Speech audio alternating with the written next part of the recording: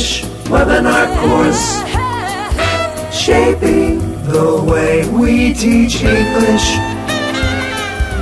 Webinar Wednesday.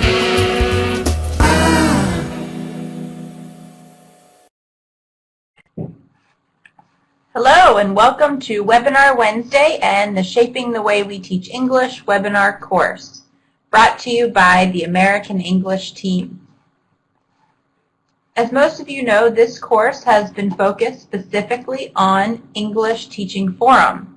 So we hope that many of you are familiar with this journal and that you'll read it online. Today is our last webinar of this course, and today's topic will also be related to English Teaching Forum. As most of you know, you can participate by writing in the chat box. This is where you can ask questions and make comments related to today's topic. You also may see questions in the form of polls, multiple choice questions that will appear on your screen. And if you do experience technical difficulties and lose sound, a great way to follow along is by using the caption pod that you'll see at the bottom of the screen.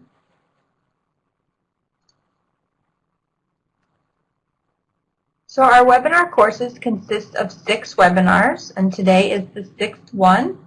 So we hope that most of you have attended at least 4 out of 6 webinars so that you are eligible to receive the e-certificate.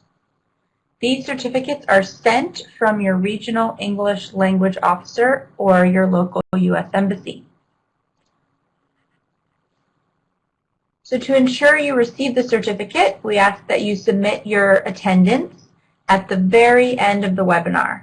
Please do not do it before this time. And this is how you make sure you are eligible for your e-certificate.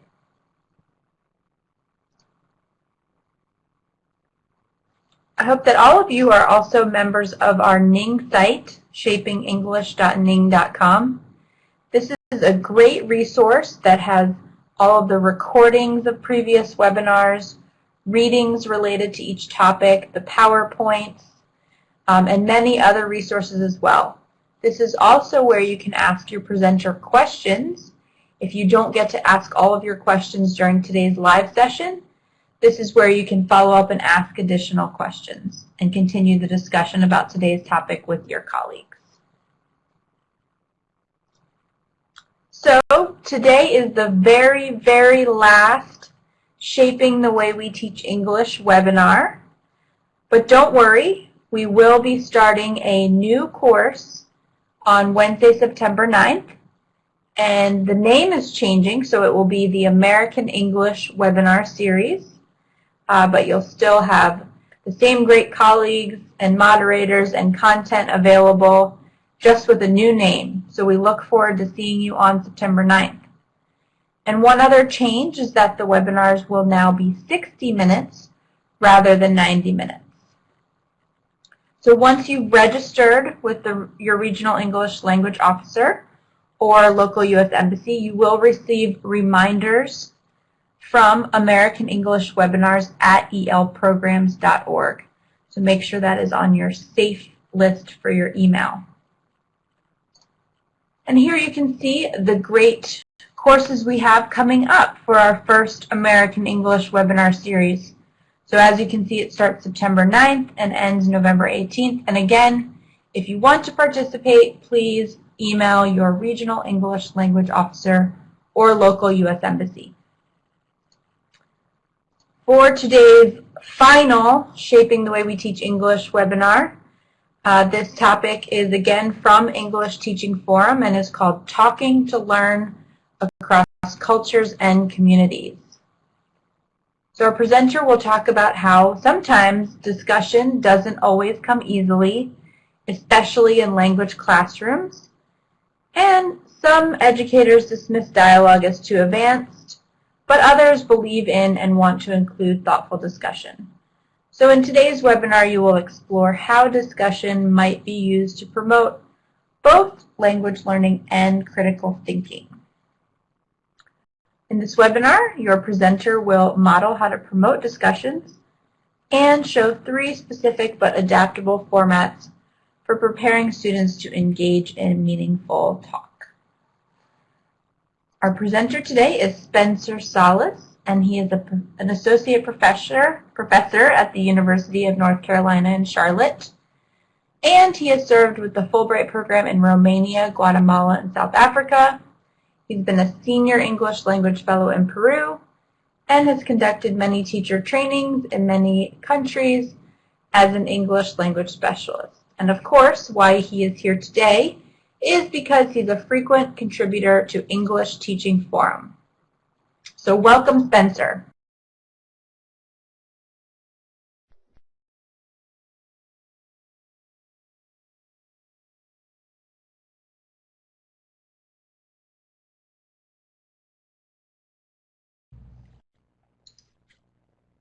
Well, hello everyone, and thanks so much for that introduction. And I want to begin by thanking our moderators, Amy, Heather, Jenny, and Katie, and our captioner, Quang, and all the team from American English. We're so grateful to the U.S. Department of State's Office of English Language Programs for sponsoring this series, and it's a real pleasure to be here today with you. So thank you. The title of this presentation is, like Katie just said, is Talking to Learn in Classrooms and Communities. And let's begin with a question.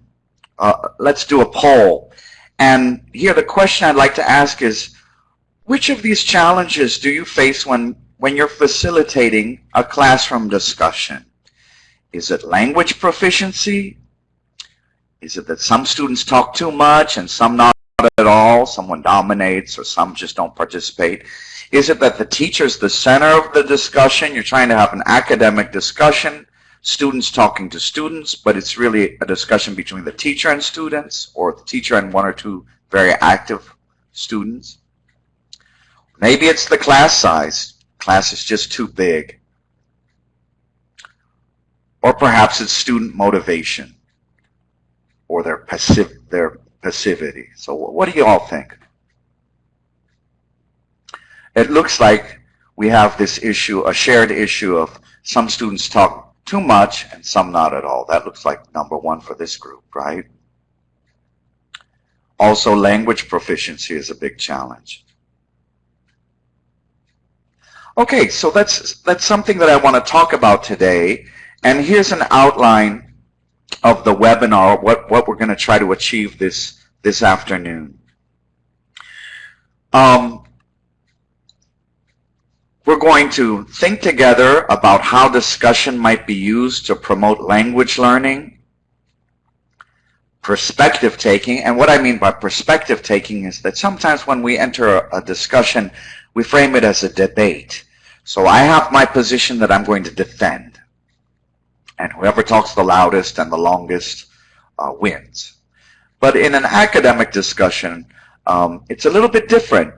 We're not necessarily sure of our perspective, or the perspective might be flexible. So by participating in the academic discussion, we're going to push each other to think about things differently. And at minimum, we might not come to a consensus, we might not agree, but hopefully through the academic discussion, I'll be more sympathetic or empathetic of your point of view or someone else's point of view, and that point of view might be very different, but I'll understand at least the perspective or where that participant is coming from. And then we also want to think about discussion as a tool for promoting critical thinking. So I'm going to talk a little bit theoretically, begin with 5 principles for promoting classroom discussion. These are principles that I've generated with my colleagues, but they're not exhaustive, but I think they're very helpful. And the big bulk of the webinar today is going to be around 3 discussion formats that I hope that you'll be able to use in your classrooms. So we're going to have a little bit of theory and a whole lot of practical things. Okay, so you did some pre-webinar questions, and we just did a poll about the challenges of having an academic discussion in the classroom. And one very real challenge is student readiness. And in many of our classes, we have what we call mixed ability, right? So some students might have a higher level of language proficiency than others. And also some students might be more used to or accustomed to the types of interactions that are expected in an academic discussion, and others might not be. So sometimes as teachers we hesitate. We say, well, no, they're not ready yet. Let's wait another year. That's something they do at the end of their schooling in 12th grade. But then when we finally get into 12th grade or the final course in a series at, let's say, an American Language Center or a binational center, we try to have a classroom discussion, but they haven't really ever had practice, so we're disappointed, right? So this issue of student readiness. It's certainly true that the distribution of participation, the distribution of talk can be problematic. And what happens sometimes is that the teacher might dominate the discussion and or a highly motivated student. So we want to even it out so that many of our students, if not all of our students, are participating at some level or another. And it is challenging. Another challenge, I think, is this issue of spontaneity versus thoughtfulness.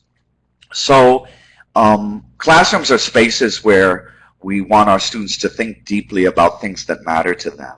And in a communicative language teaching format, sometimes we tend to emphasize spontaneity over thoughtfulness.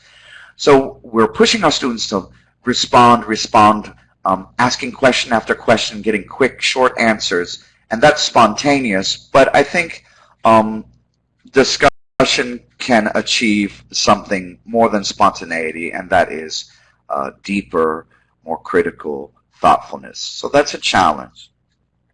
Reluctance. Now, the reluctance can be on the part of the teacher, like we explained. The teacher doesn't feel that the students are ready.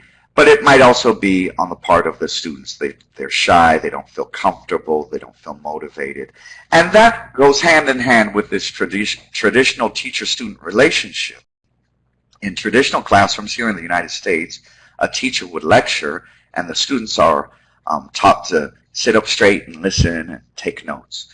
But if we're going to have an academic discussion, we want to break down that hierarchy of teacher on top, student on bottom.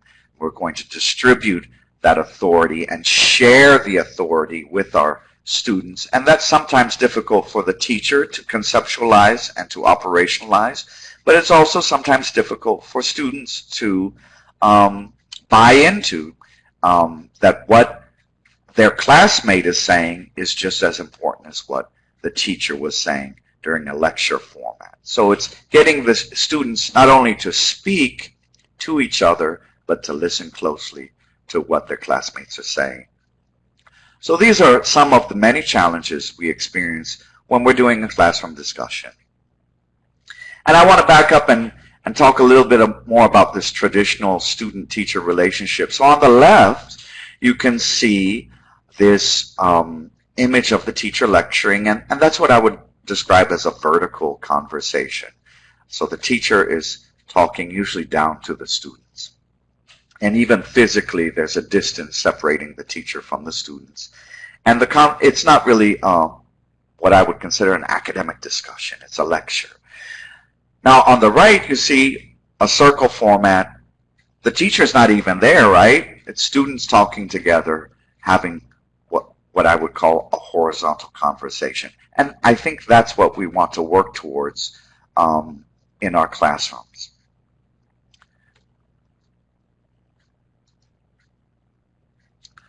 So even though we have all of these challenges, I think we all know and believe that talking and thoughtful discussions are important things and they belong in our classrooms. And more than a representation of what we know, discussion can engineer new ways of thinking. And that's what I mean by talking to learn. Sometimes we think of discussion as a representation of what students know. So I have a thought, I'm going to represent it through speech. I'm going to articulate that thought. But another way of looking at discussion is as an engine for creating new meaning. And let me give you an example. Sometimes, when I'm worried about something or I can't figure out a problem, something that's happening at work or at school or at home, I'm just getting really nervous about it. I'll go for a walk. And as I'm walking around the neighborhood, I might be talking to myself, hopefully quietly, right? Not too loud. So I'm walking and thinking and maybe even mumbling to myself, trying to figure out this problem. And by the time I get home, guess what? I figured out a solution. So that's what academic discussion can be. It's an engine to operationalize thinking. It's not merely a representation of our thought, but it's a vehicle for creating new thought. And I think that's happened to some of us. Sometimes we go for a walk. But if I stayed at home, on the other hand, and sat in a chair, I just wouldn't be able to figure it out. But if I go for a walk, then maybe I can figure it out. And that's what we mean by talking to learn. In other words, we're not exactly sure what we think about something until we start talking about it with someone else and sharing our ideas. And maybe the initial idea that I had through the discussion will evolve into something that I didn't realize I had thought. Okay, so that's why we do discussion in the classroom, because we believe in it, and it's this sort of talking to learn, talking about things that matter to us, that makes school an exciting place. I think that's why we became teachers and why we're still in classrooms, because hopefully the classroom is a place where we can share ideas and push each other to new places and become better people. Okay, so before we begin the practical activities, I want to run through 5 principles that help me when I'm planning for and facilitating a discussion. And I think that these will be helpful to you too. First of all, especially in secondary classrooms, adolescent classrooms, we want to engage participants, the students, in focused discussions based on their lived experience. Okay? So I'm going to just do the overview now, and then we'll look at each of these principles and talk more about them in detail. So focus the discussion. Can't just have a discussion. Let's talk about something. What do you want to talk about? Let's have something specific to talk about, and even better if it's based on something they know from their lives. Number 2, create multiple opportunities for participants to prepare. Give them plenty of time to prepare, and that's going to help us move away from the spontaneity challenge to something more thoughtful. So give them time to prepare and scaffold the preparation. Keep the focus on the students. So the academic discussion is not a space where students are talking to the teacher and the teacher to students, but where we're all talking to each other, right? And number 4, value meaning making and active listening. So we're going to focus on what students are trying to say. It's not only a matter of speaking, but also of creating opportunities and valuing listening. So the discussion is 2 things, speaking and listening. And finally, as a teacher, and this is something we want to also help our students understand, that in an academic discussion, it's not necessarily a debate. So a debate is a very specific type of academic discussion. But when we're talking to learn and figuring out things together with each other, we're going to honor difference. So different people have different perspectives and different rationales for why they think the way they do. And we're going to respect that and recognize those differences. Also, we'll reflect together at the end of a discussion on not only what people said, but how they said it, what they did, that help the discussion move forward, where there's certain behaviors that they displayed that were particularly generative and positive and enriching. So it's not only what they say, the content, but also the interaction. And that's how we'll sort of offer some sort of closure.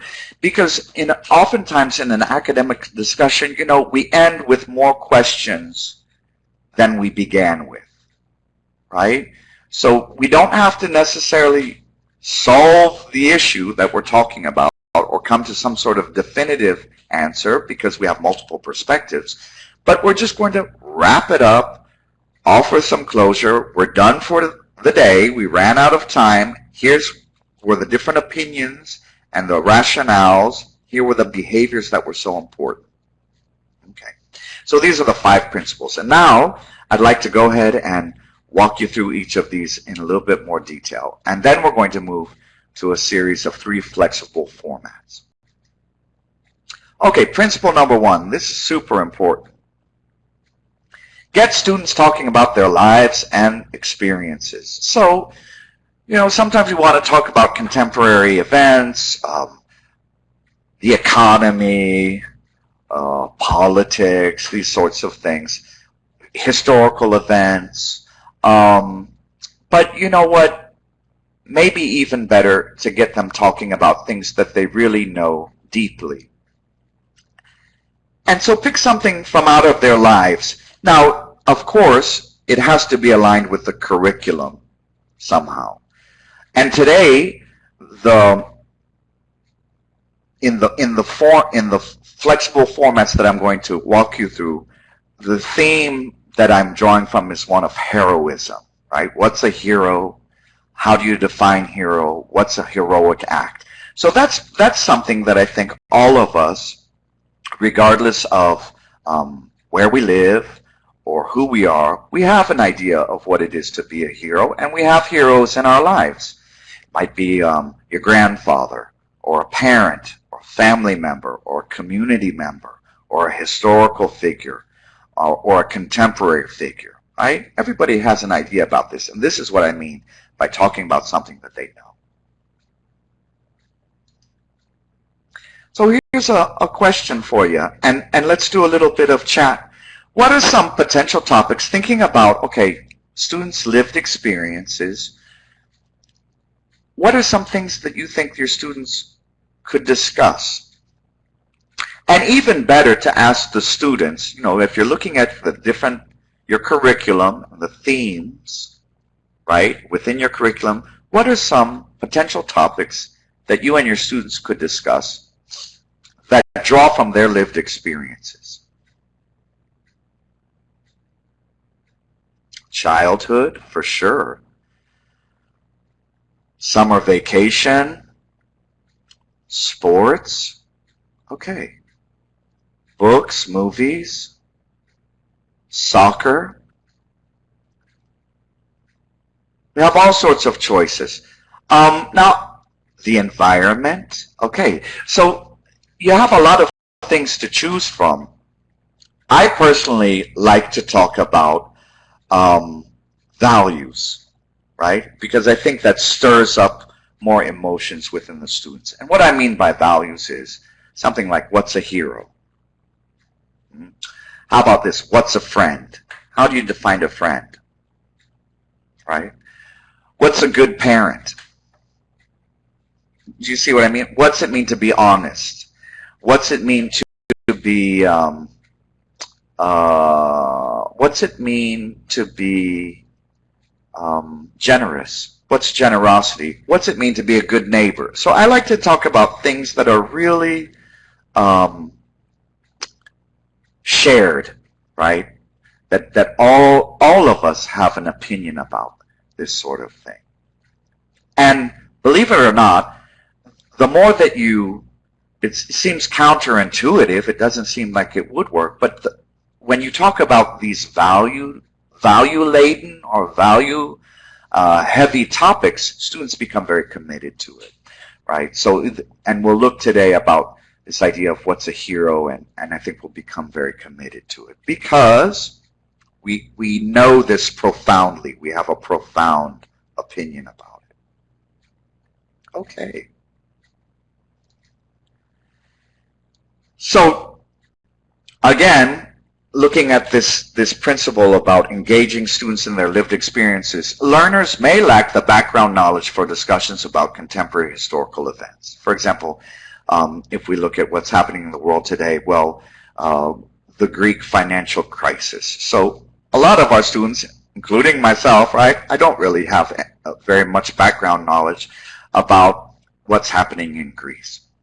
So if I were going to have a discussion about that, we'd have to give students and ourselves access to multiple information sources and ample content preparation. For example, articles, lectures, videos, specialized websites on the internet and or other sources. So if you are going to do something about contemporary historical events, give them time to prepare. But even better, I think, is to construct discussions around the students themselves, what they know profoundly, and align that somehow to the curricular objectives that you have. Principle 2, let students prepare.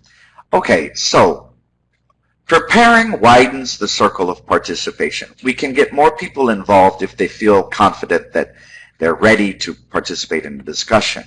So what I like to do especially is to ask students to help you generate questions. So you might have a curricular theme. Let's say your unit is about, family, right? That's a common unit, or friends, or the environment, or technology. Have students, first individually and then in small groups, develop some open-ended questions with no obvious answers that we might then assemble on a blackboard and then take a vote. Which question do we want to talk about?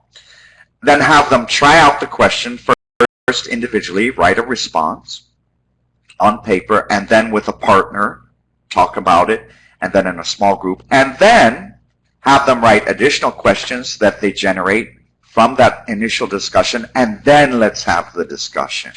So it's a combination of writing and talking and wondering, right? And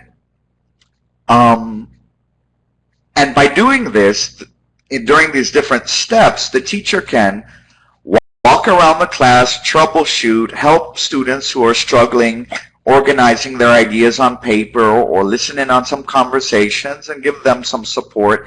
And so we know that the students, when we're going to have the discussion, and this might take several days, you might first have them write up the questions together, take a vote, write up an individual response, practice it out with a partner, do it in a small group. This might be over several days. You might do 5 minutes this, 10 minutes this. So by the end of the week, we're ready to have the discussion. And as a teacher, I'm confident that all of the students are prepared. They actually have something written that they could turn to when they're ready to have that discussion.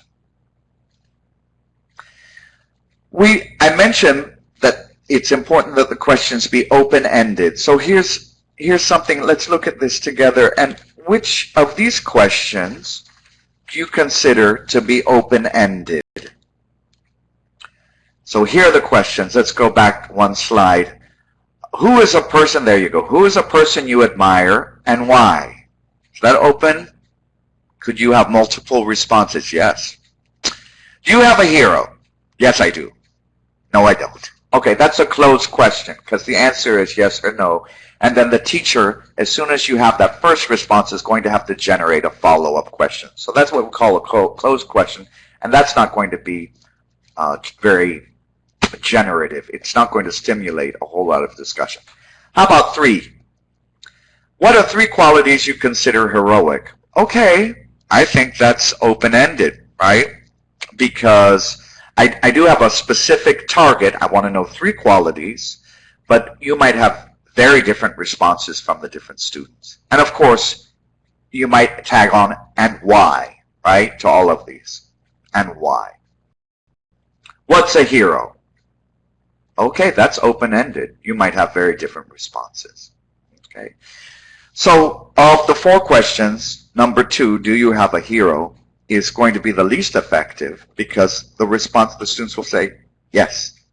And then you'll say, who is your hero? And then I'll say, my hero is my father. And then it goes back and forth from the teacher to the students. You see what I mean? They're not able to talk about it without all of these promptings. Okay, so a lot of people looked at who's a person you admire and why. So that would be a great question for discussion. Okay, perfect. So that's what we mean by open-ended questions. Now, we talked about preparing for discussion, right? In terms of content, what students are going to say. But we also want to help them understand what we want them to do, how we want them to act or behave. So preparing for a discussion is not limited to helping students gather and organize what they're going to say, but it's how they're going to interact with each other. So you want to set expectations. Here's what we all agree should happen in the discussion. Here's some examples. And you might create these with the students, and then at the end of the discussion, return to them and see who is, if we succeeded or not. We'll encourage each other to participate. We'll ask questions. We'll build off each other's responses. We'll listen carefully to what our classmates are trying to say and help them when they need us. Okay, let's do a chat box. What are some other expectations that you think you and your students would want to articulate before you begin the discussion? What do you all think? Do you have any other expectations you'd like to add to this?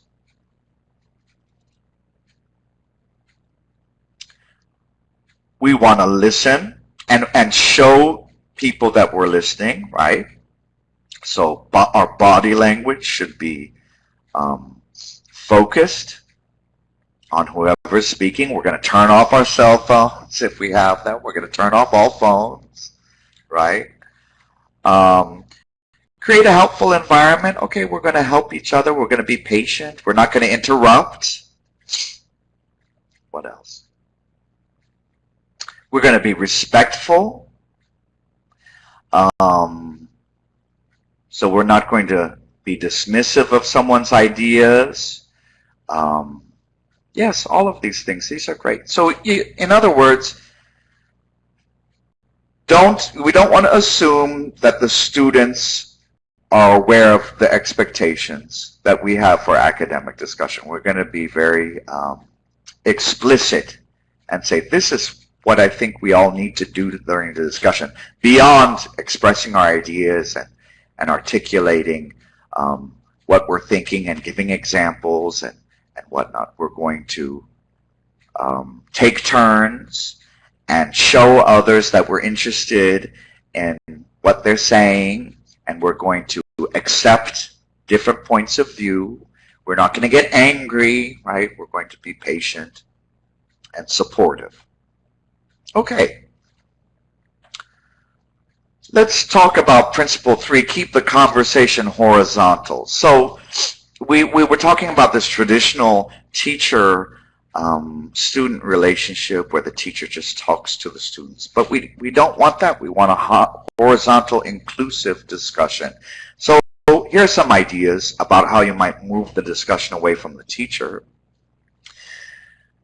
As a teacher, you might express your point of view, or I think it's even better to hold off. So the students generally have a need or a desire to hear, what does the teacher think?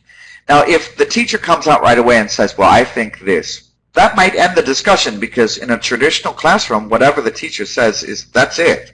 That's the right answer. So even better if the teachers are if the students are asking you, well, what do you think, Spencer? What do you think, Katie? What do you think, Heather? You might just say, you know what? I'm not completely sure of what I think, or I'd like to hear what everybody else thinks first.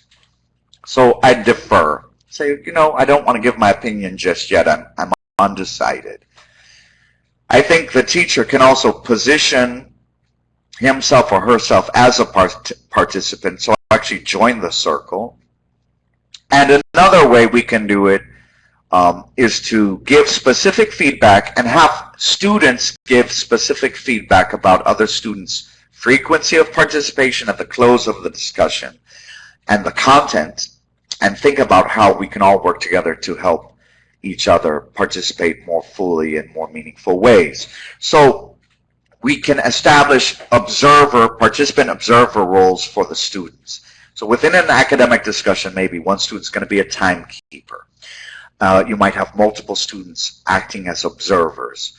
For example, one group of students might be actually diagramming who begins speaking, then who follows, and then what's the movement of speech around the classroom.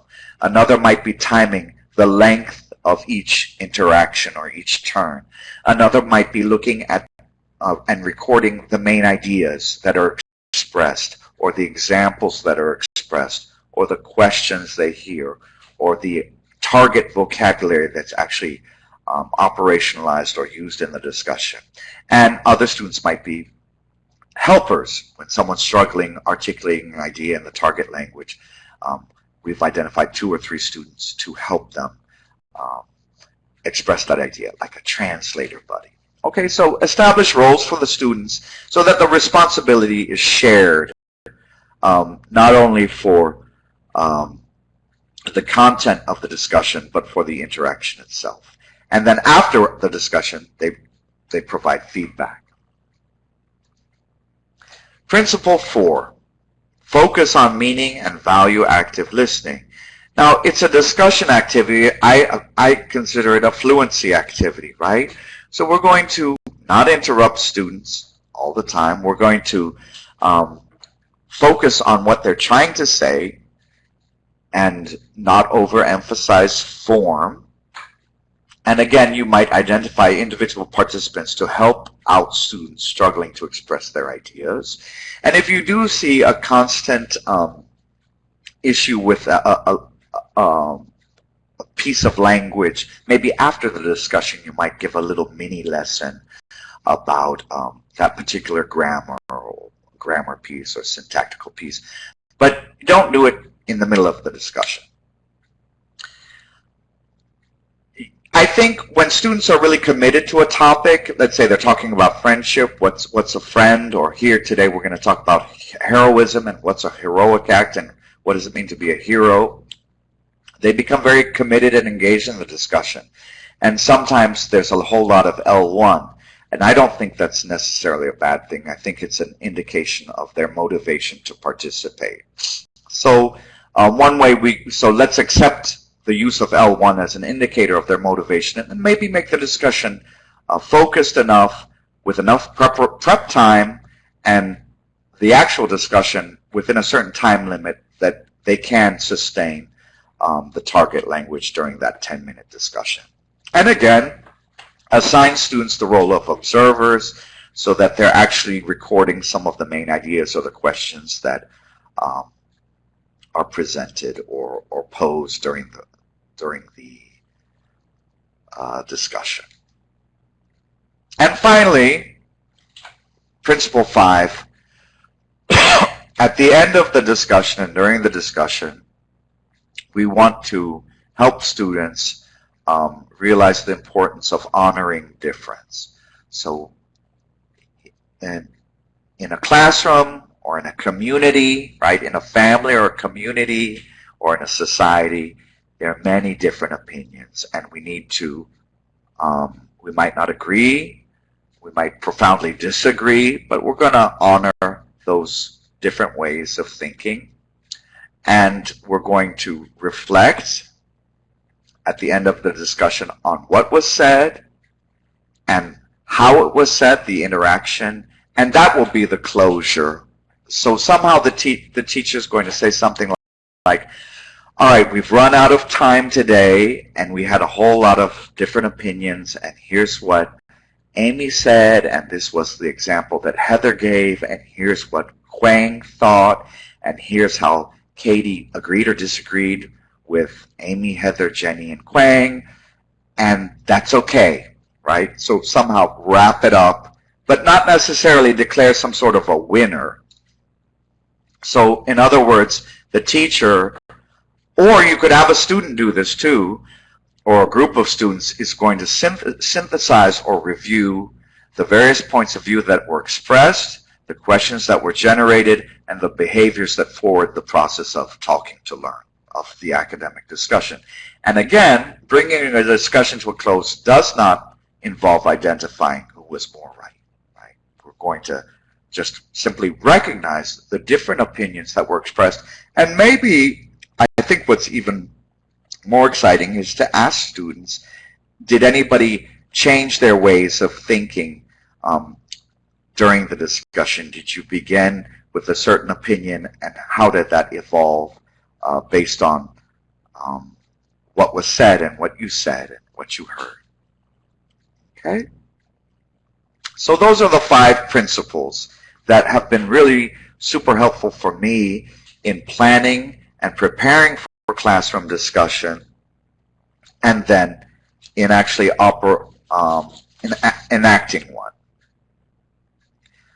Okay, so we're now going to move to 3 flexible formats for classroom discussions, and these I just love, and I think you'll be able to use them in your classroom. So the 3 are gallery walks, that'll be the first one, surveys, and ranking activities. So I'm going to talk you through all 3 of these with some examples and some opportunities for you to join in this discussion. Okay, so a gallery walk, this is the first format. The gallery walk really has 2 parts, so let's talk about the first part. The idea of the concept of the really walk comes from the world of art. So you've been to museums, right, or a gallery, and it's really fun to go with your friends, and you stand in front of some painting or a photograph, and you have a response. Now, maybe it's just an emotional response, like, wow, this makes me really sad to see that, or wow, that's just breathtaking, it's beautiful, I'm inspired. And it's great when you go with your friend and you ask, what do you think? Do you like this one? Why do you like it? Back and forth, right? So it's the same idea. You choose a theme from your curriculum, and you're going to create images, right? So you take an image. The image could be visual, a picture or a graphic, or it could be textual, a word, a phrase, or a short reading. So you attach these somehow to chart paper, and you post these around the room. So let's say if you have 20 students, you divide them into, let's say, 4 groups of 5, and you're going to post 4 images around the room in different parts of the room. So they're going to move from image to image. They'll spend about 2 minutes at each image. So the group itself is going to have one colored marker, and I like to use different colored markers so we can identify which group wrote what. And maybe you're going to have one person in charge of writing. So I'll be the writer, and so I'll write down what Amy feels or thinks, or what this image generates in Amy, and then I'll write down what Heather thinks, or then what Jenny thinks, what Katie thinks, what Quang thinks. Or, if you want, each one can take a turn writing themselves, but they move as a group, okay?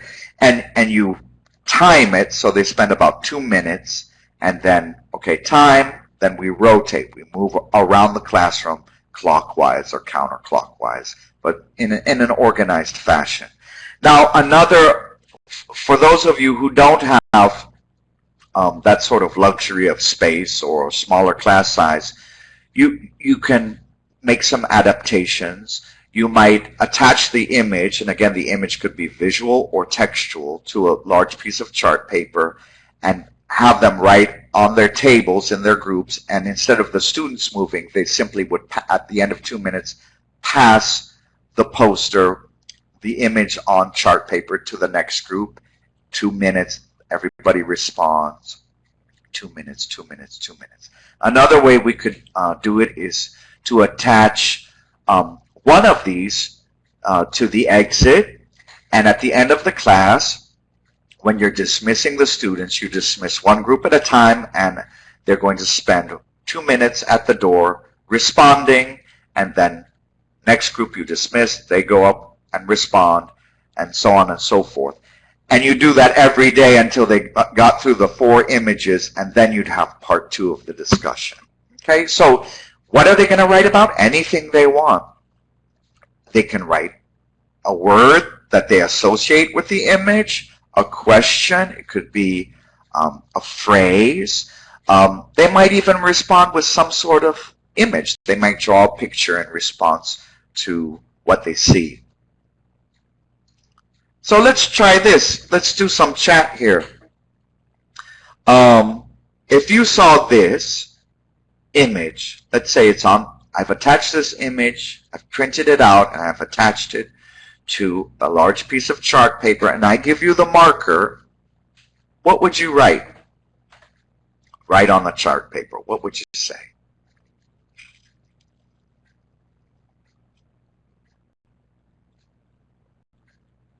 So fear, trust, fear. Someone might write family, path to follow, decisions, challenges, the future. It's really wide open, whatever you felt when you saw this image, right? So that's the first part of the gallery walk. Students are just free to respond. You might write destiny, right? Someone might draw a picture of how they feel when they see these words. Choices. And it could be a word or an entire phrase. For example, it's hard to make choices. Overcoming challenges, and so on and so forth. Life. All sorts of things, right? Here's another example. Let's move to another example. And again, here the theme is heroism, right? So I've chosen heroism as a unifying theme for all of these 3 formats. So here's another image we might project somehow or attach and have students move from one image to the next and respond on paper. So when you see this, dream, courage, inspire, harmony. Okay, someone might say my career, values, friendship,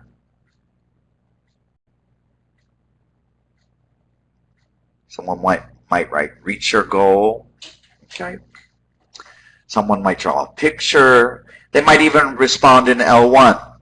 Okay, it's open. And what's interesting is as students move from group to group, from image to image, they can see already what the previous groups wrote in response to the image, and they can build off of what was already written.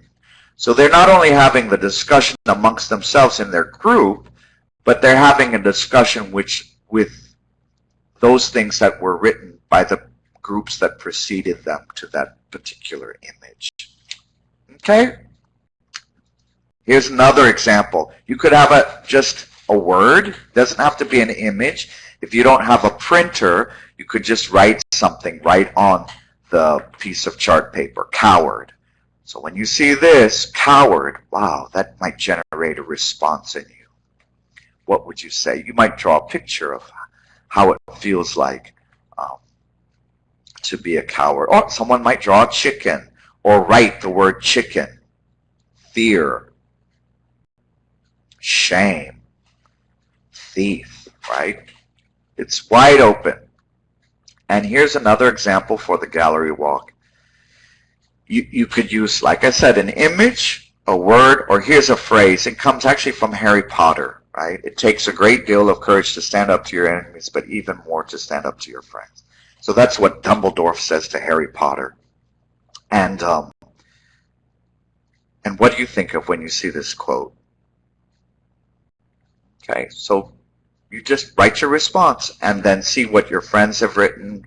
And you actually begin something of a dialogue right on the piece of chart paper. Now, that's the first part of the gallery walk. After they've had a chance, the groups have all had chances to respond to the different images that you've posted to the chart paper. You're going to have, oh, here's one more example of different images you could post, right? All of these, again, are related to this theme of heroism because that's what we're using. Let's pretend that's the curricular unit. So, wide open, right?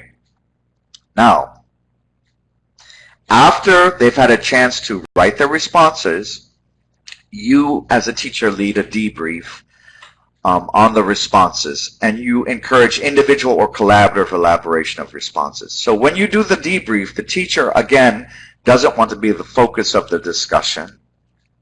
The whole point of the debrief is to have students begin expanding on their original responses that they wrote on paper. So if someone, looking back at this one, coward, someone drew a chicken, right? Or someone wrote the word chicken. As the teacher, I would say, who wrote this? Okay? Or which team wrote this? And we identify the person that wrote it, and it helps then to have different colored markers so you're not always calling on the same person, right? And then my question would be, what were you thinking? Or tell me more. And don't jump right in to help the students if they pause it first, right? Count to 5, even to 10, and see what happens. Give them a chance to elaborate their response. And then, after they respond, does anybody else want to add something to what Spencer just said? So you give a chance for them to then elaborate on their response and on their classmates' responses. So the gallery walk is in two parts. First, this initial individual or group responses on paper to the different images you've somehow arranged in the room, going from group to group for 2 minutes. And then this probing. And what I like to do, ideally, is you put all of the chart paper on the floor, get into a large circle, the students look at the chart paper, and then you pick one up and say, okay, look at this response. Who wrote this, or which team wrote this? And tell me more. And does anybody want to add something? If you don't have the luxury of making that circle in your class, you could simply take one of the chart paper, attach it to the blackboard, and facilitate the debrief from there. And it might be, who wrote this, or which team wrote this? What were you thinking? Tell me more. Does anybody else want to add something? Okay, so that's called gallery walk. I really like this because especially part 1 is very low pressure. Students enjoy the movement in the classroom and I think the anonymity of the responses, right? And also it's wide open. It's super flexible. I like to use it as a preview to a unit, or even a way of wrapping up a unit. So it could be a pre-reading, post-reading. You can even do it while reading. Okay? So that's called gallery walk.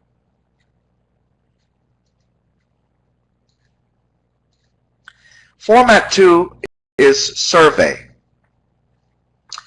And this one's slightly more challenging because it involves reading, right?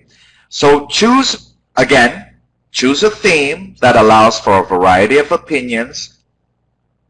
I love lived experiences of students, and some can be potentially controversial. And what I mean by controversial here is you'll have many different ideas. And you choose a theme and you create some sort of survey that asks for opinions about X, Y, and Z. And it might be gendered roles in family or society, about friendship, about honesty, etc. And you ask students to indicate their level of agreement or disagreement using a numerical scale. So let's see an example. Here's one, and here would be the instructions I'd give. All right, so what I'd like you to do is read through these 6 statements, first by yourself, and rate your level of agreement, disagreement. then discuss this in small groups, and then let's have the group discussion. So see, we're scaffolding the preparation again. So here you can strongly disagree, you could be neutral, agree, or strongly agree. And you could even add more choices like I super strongly agree, or I super strongly disagree, or I'm not completely sure but sort of sure. So, but you want to get beyond yes or no, right? Let's do a poll here and see how you would how would you respond to these statements? Let's take 3 of them. Now you want to rank it from strongly, you can strongly disagree, you're neutral, you agree, or you strongly agree. Let's do the first statement. Let's do these one at a time. So to be brave, and again, it's all about heroism. So to be brave is to love someone unconditionally without expecting anything in return. And I like this statement because it's ambiguous. First of all, the question is, what does this mean? So already we're beginning to think more critically, and it's going to, the statement in and of itself will generate discussion, because to a certain extent, students are going to have to negotiate with each other their understanding of the statement. So what do you think? To be brave is to love someone unconditionally without expecting anything in return. Oh, a lot of you strongly disagree, 52%. But some people strongly agree, 7%. So we have a big range of responses here. Some are unsure. And then the question, so you do this individually, then in a small group. And in the small groups, the question is, well, why do you strongly disagree? Why do you disagree? Why are you neutral? And you have them start talking with each other, trying to build consensus. What about statement number 2? You can't be brave if you've only had wonderful things happen to you. Well, some people say, yes, you can be brave. You strongly disagree. Yes, you can be brave, even if you had a wonderful life. But other people say, no, you can't. And there's just a whole... So this is how we know that the question is going to be successful when you have different opinions. If it's 100% strongly disagree or 100% strongly agree, it's probably not a good question because it doesn't generate enough controversy. What about number 6? The real hero doesn't say that he is one. What do you think about that? If you're really a hero, are you not supposed to say that? Well, some 32.9% strongly agree that a hero is humble and doesn't talk about his heroic deeds. But others say no. 18.7% said no, the hero can say that he's a hero. And then we have a whole range. So it'd be really interesting then to, after the students do this individually and then in small groups, to go around to each group and have them report out on some of the highlights of the discussion. So again, just like in the gallery walk, you have this focused discussion activity, drawing from the lived experiences of the students, right? And then they do this individually, then in a small group, and then all together we're going to have a larger discussion, and you might have a representative from each group provide 1 or 2 highlights of the discussion that they had to the whole group. Or another way we can do the debrief with the survey is you can actually post around the room number 1, 2, 3, 4, 5. Strongly disagree, disagree, neutral, agree, strongly agree. So in the 4 corners of the room, 1, 2, 4, and 5, and number 3 is in the middle. And then you'd read statement by statement and say, okay, physically move to the number that indicates your level of agreement, disagreement. So for the first sentence, to be brave is to love someone unconditionally without expecting anything in return. Move to your the number that reflects how you feel about the statement, and you don't have to go with your group because maybe your group didn't have any consensus.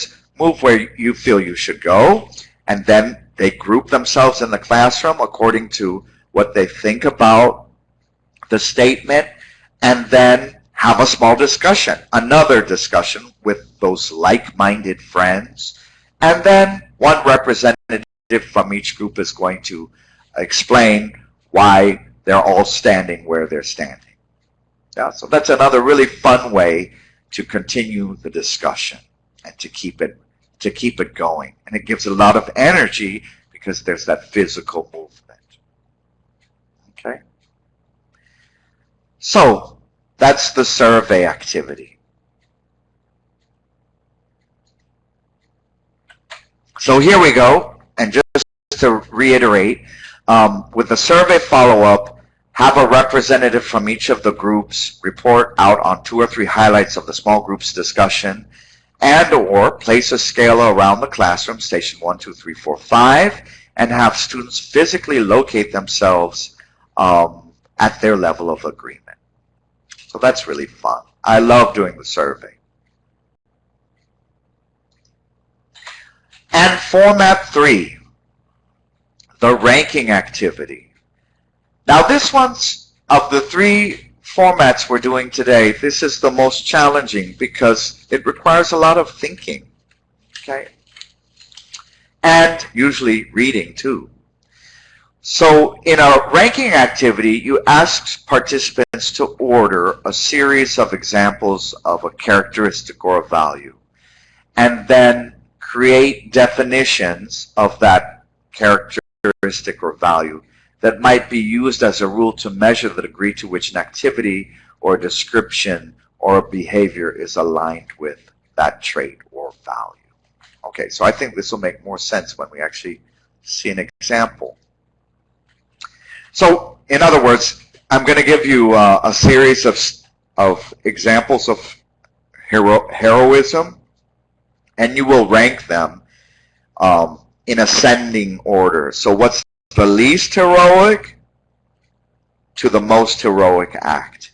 You'd ask the students to read through them and order them. So here, for example, are 5 statements. And again, I always like to have something on paper that students can look at individually and first think about individually. So you'd give them, I don't know, 10 minutes to read through these and think about it. And then they're going to order them from the least heroic to the most heroic. So let's just read through these, and then I'm going to ask you to actually order them for yourself. So A lifeguard rescues a 6-year-old boy from drowning in a public pool by dragging him out with a hook. Okay, that's heroic, right? B, a scientist works for more than 10 years and finally makes a discovery that will help cure thousands of people with heart disease.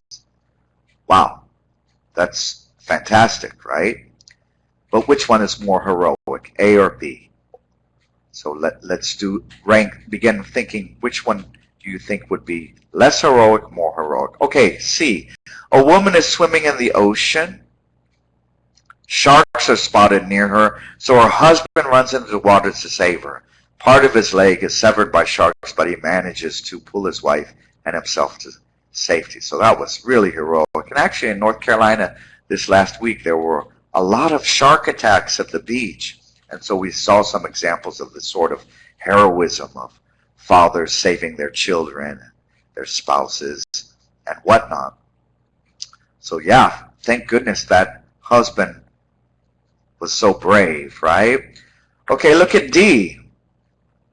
A man runs into a burning building that is about to collapse to rescue a child trapped inside. As he is running out with the child, a portion of the building falls, killing them both. Oh my goodness. Wow. And finally, a man finds that the company he works for has been cheating customers. He reports his finding on a television news program. Shortly thereafter, he is fired from his job. Okay, so as you can see, this ranking activity is much more demanding, not only because it involves more text, but also it's hard to decide what's the most heroic act. And it depends, again, on your individual values and your lived experiences and your community experiences, right? Which of these is the most heroic? So I'd like to ask you, let's do a quick poll, or actually this will take a little bit of time. So how would you order these? So here are the 5 statements, and we're ordering them from least heroic to most heroic. And see, here are some choices.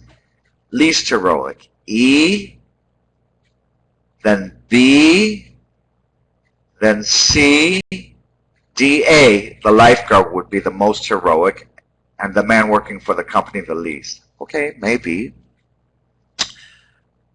Here's another option. C, the husband, is the least heroic.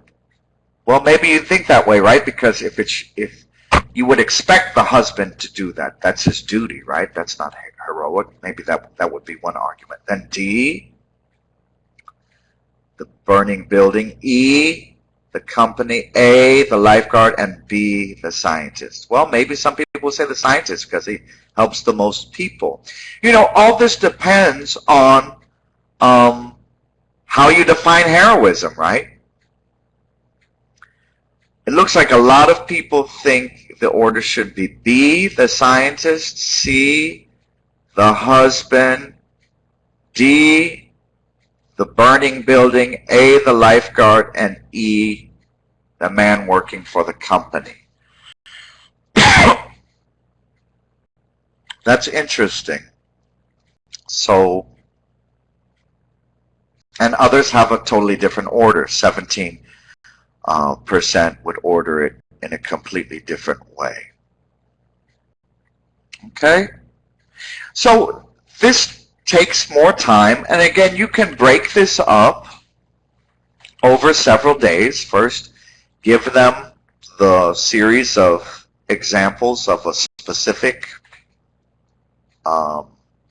value or trait or characteristic, and then have them take it home and think about it, and then come and have a small group discussion, and then continue to think about it, and then finally you're going to have this larger group discussion. And what I also like to do is not only for them to rank these activities from least heroic to most heroic, but to create a definition for whatever value or trait that you're looking at. So here's an example.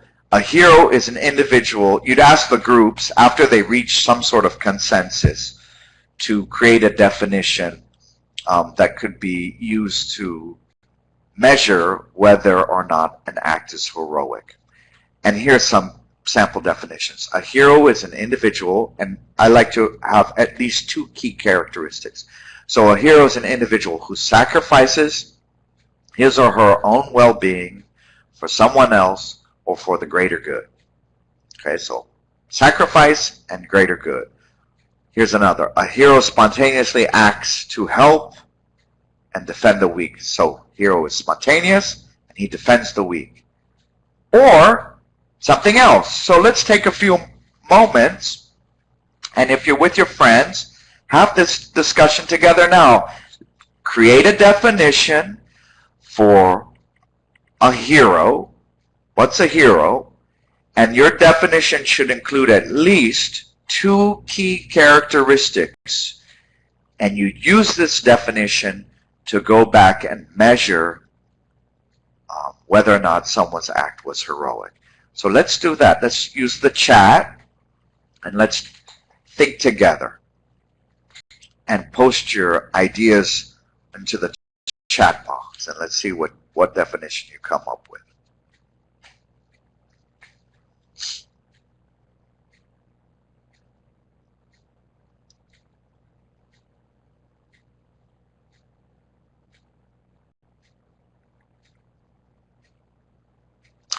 Okay, so a hero is someone who does what's right no matter the consequence.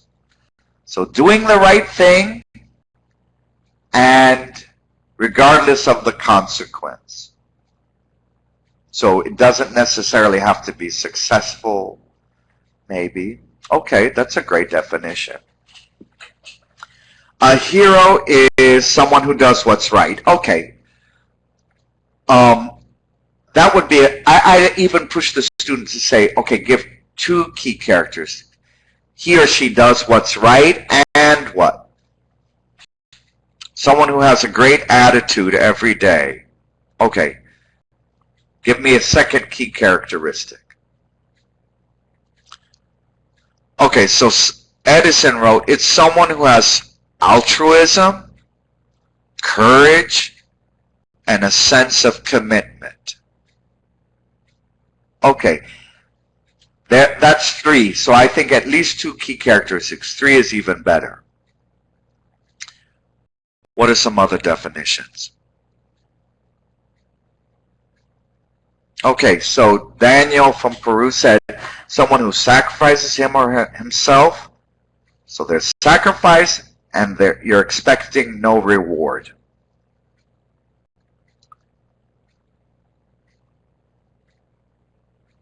So Marlene from Honduras wrote, someone who's always willing to help others, and what else? So let's have two key characteristics. And then, once the students have generated these definitions, then go back and look back at the ranking activity and try to apply the definition to the different vignettes.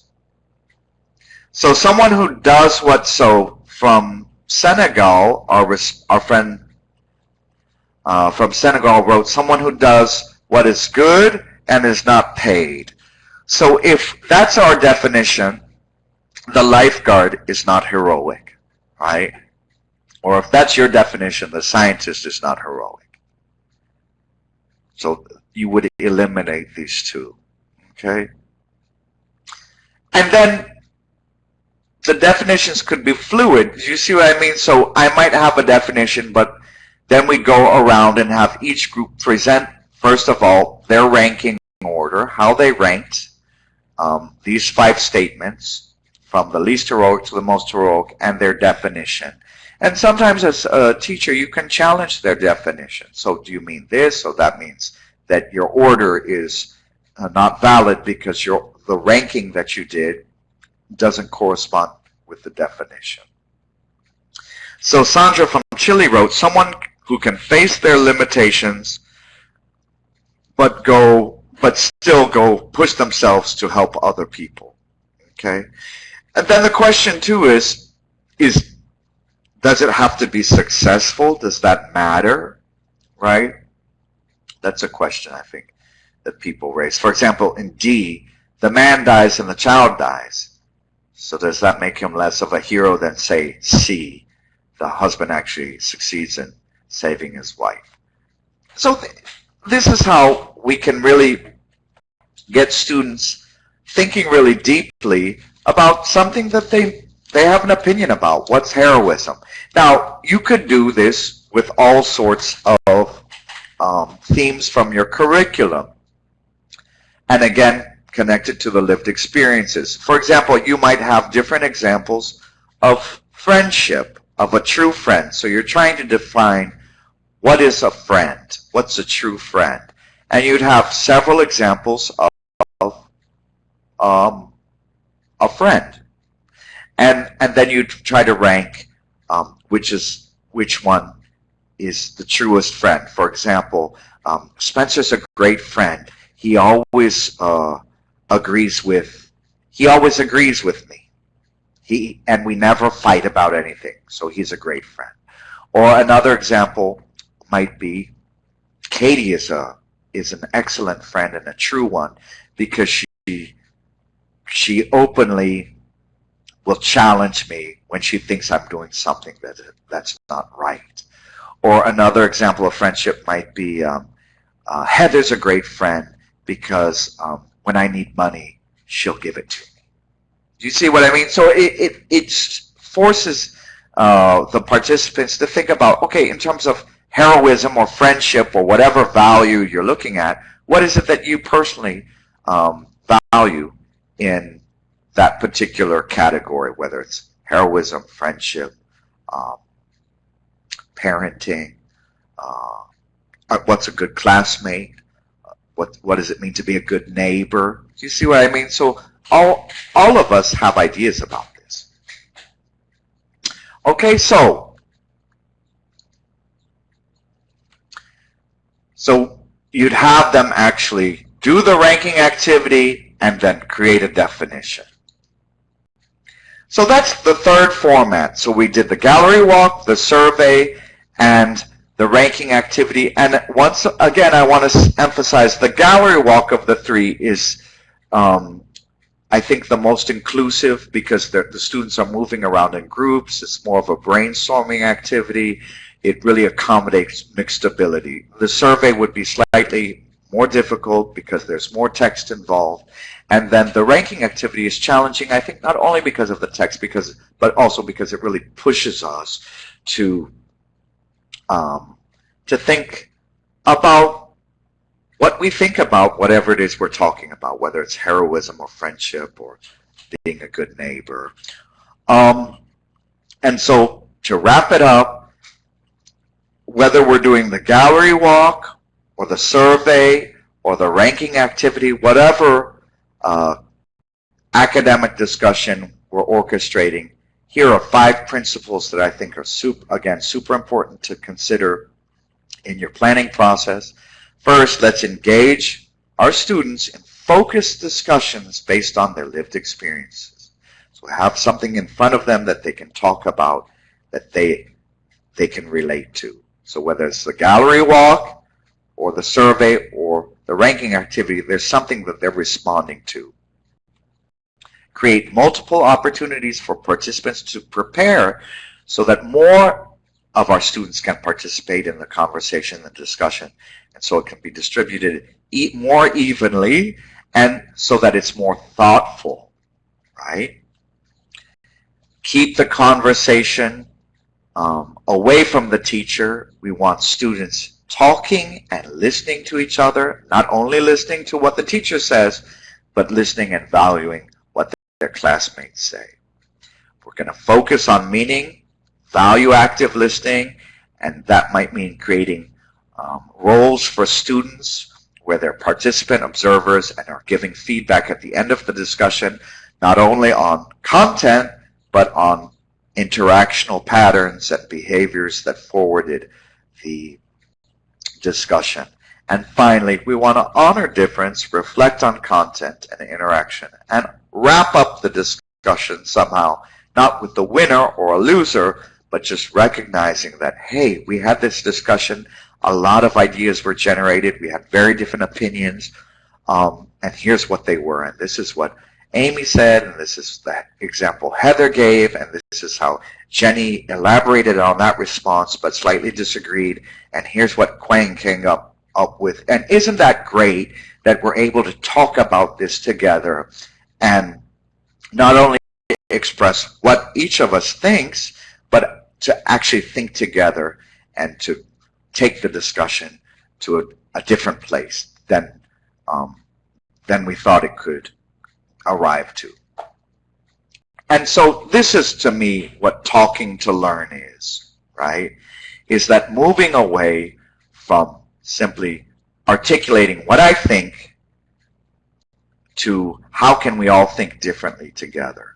So too many times academic discussion is framed as a debate, or the debate is the only type of academic discussion that we promote in the classroom.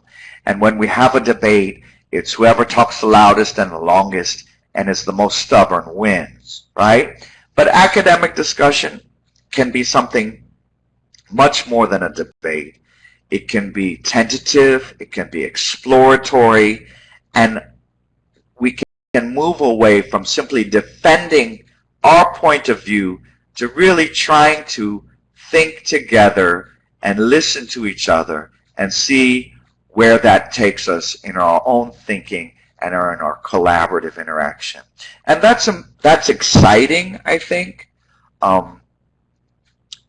when it happens in a classroom, and it's an important thing to expose students to, because when they leave our classroom, we want them to interact with their communities and the larger society in ways that move beyond simply defending your point of view to actually creating dialogue and engaging in dialogue with the people around us, right? We have to be able to talk about things and to accept different points of view and to encourage different points of view, because that makes the classroom a better place, and I think it makes society a better place. So if you're interested in more resources for discussions, here are a couple websites.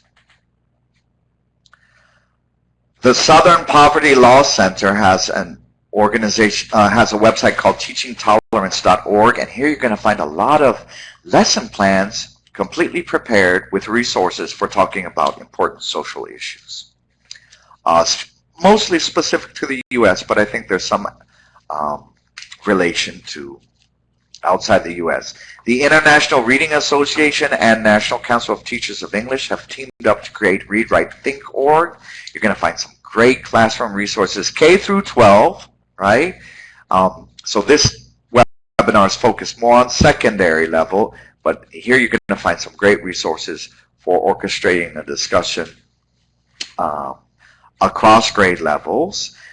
A great book to look into is Talking in Class Using Discussion to Enhance Teaching and Learning. That's published by National Council of Teachers of English and McCann and colleagues. And also, I found the National Writing Project, and here's their website, to be a great resource, a great electronic resource. So all of these are open access, free of charge, and I hope you'll look into them, especially if you're interested in seeing what other people are doing in terms of classroom discussions. I'd also like to recognize my co-authors for this forum article. They were Leo Mercado. I think a lot of you might know him. He's based out of Lima, Peru, and my colleague Paul Fitchett here at University of North Carolina at Charlotte. So thank you so much, and here's Norm, the 49er. That's our mascot here at UNC Charlotte. So I think we have some time for questions, right? So let's take some questions from all of you. All right, so Lupita from Mexico asked, what do you do if you have really shy and quiet students? And we all have shy and quiet students who are reluctant to participate in classroom discussion. I think, Lupita, that, excuse me, that's why you want to give them plenty of time to prepare. So, and even write down what they're going to say in the discussion, write their ideas down.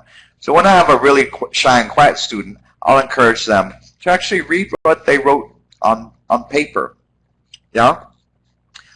Or to read their definition aloud to the group, or to read the order of their survey. So something like that, right? So I think the preparation piece is really important if you want to reach out to the shyer students. I think the gallery walk is all of these activities start individually, but then you have the small group and then the larger group.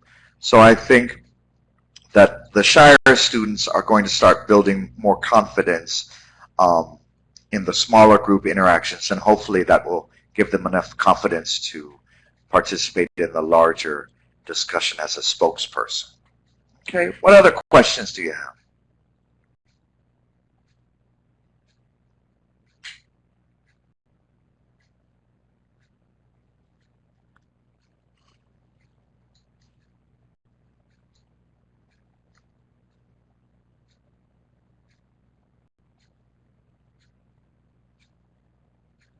Okay, so Maria wrote, how do we stop the students that don't stop talking? Yeah, that's a real challenge. I think it's also an ethical thing, because I don't think we can penalize a student for participating, and I don't think it's helpful to say, you know what, Spencer, stop talking, you're talking too much. It's not that helpful. What I think is a better strategy is if you assign students these roles of participant observers, and they're going to be recording somehow how many times Spencer speaks, how long he speaks, what are the main ideas. So let's say you're having this 10-minute debriefing, and we have 5 spokespersons, and the feedback would be, okay, Spencer spoke 20 times for a total of 9 minutes, Heather spoke 0 times, Katie spoke once for 30 seconds, and Amy spoke for 30 seconds. Then that feedback is very specific, and you don't have to necessarily say, you know what, Spencer, you talk too much. The data is there, and we can see that Spencer talked too much. And then I think the question is going to be, so what are some strategies then? How can we change that so that the distribution is more even? And think together as a class, what were some of the things that we weren't doing? Maybe we weren't conscious of time, maybe we didn't ask questions, maybe next time I'm going to give one of my ideas and then I'm going to stop and say, but that's one idea, now I want to hear from my colleague. So I think that's a better way than simply saying you talk too much, because we don't want to demotivate motivated students. I think the more specific the feedback, and if the feedback comes from peer observers, that's even better.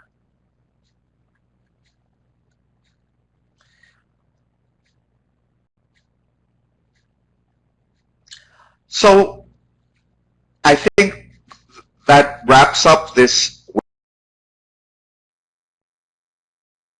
Thanks, Spencer, for sharing some ideas on how we can incorporate so many great strategies to get our students talking about meaningful issues that are relevant to their lives. I think we all feel more confident now about incorporating these strategies to have great discussions in our classroom. So thank you so much. And we here on the American English team would also like to give our thanks to you, the audience participants, for your great participation through the polls and chat box today, and your thoughtful consideration of these ideas. And don't forget to participate in the post-webinar discussion on the Ning, and to check out all the resources you have access to there. And of course, be sure to check out Spencer's article and all the other great materials that are available for you as teachers on americanenglish.state.gov. This is our final webinar for this course. We look forward to seeing you in our next webinar course, American English Webinars, which will begin on September 9th. Please make sure to stay tuned for announcements on the Ning and to email your relo if you have any questions about participation, attendance, or e-certificates. Thanks so much for attending this course. It was great to have everybody. Congratulations, and we look forward to seeing you in September.